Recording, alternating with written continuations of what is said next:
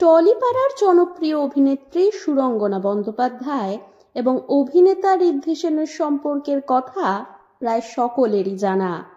19শে November ছিল সুরঙ্গনার জন্মদিন।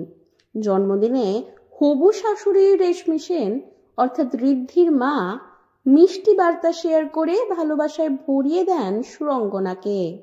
রেশমি সেন সুরঙ্গনার সাথে একটি ছবি শেয়ার করে ক্যাপশনে লেখেন, শুভ জন্মদিন সোনা, অনেক আদর, তোকে ছাড়া এখন একটা দিনও আমি ভাবতে পারি না, খুব আনন্দে থাক, নিজের জীবনটা নিজের মতো করে বাঁচ।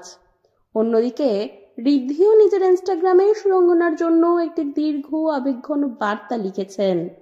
ঋদ্ধি ক্যাপশনে লিখেছেন, কখনো কয়েক মিনিট হয়ে যেতে পারে দীর্ঘ, আবার কেটে যাওয়া এক দীর্ঘ দশক মনে হতে পারে কয়েক মিনিট। মেঘের মতো অবিরত বয়ে চলা সময়ের এই আশ্চর্য আপেক্ষিকতার নকশার উভয় দিকের যাত্রী হওয়ার সুযোগ ঘটেছে বেশ কয়েকবার। তবে যে সহযাত্রীর জন্য এই উপলব্ধি অবচেতন থেকে সচেতনতার চাকায় গতি পেয়েছে, তার আজ জন্মদিন।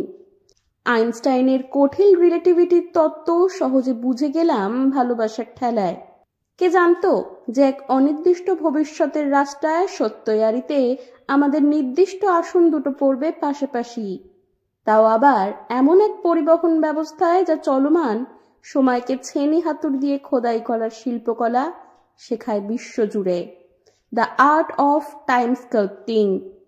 চলমান চিত্র বা চলচ্চিত্রের রেলগাড়ির কামরায় ওই প্রথম আলাপ।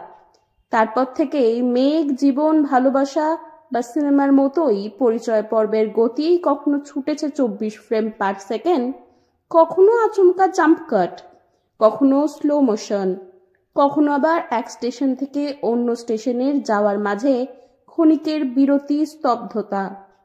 এইভাবেই সুরঙ্গনার জন্মদিনে তাকে ভালোবাসা ভরা বার্তায় ভরিয়ে দিলেন ঋদ্ধি ও তার মা রেশমি সেন।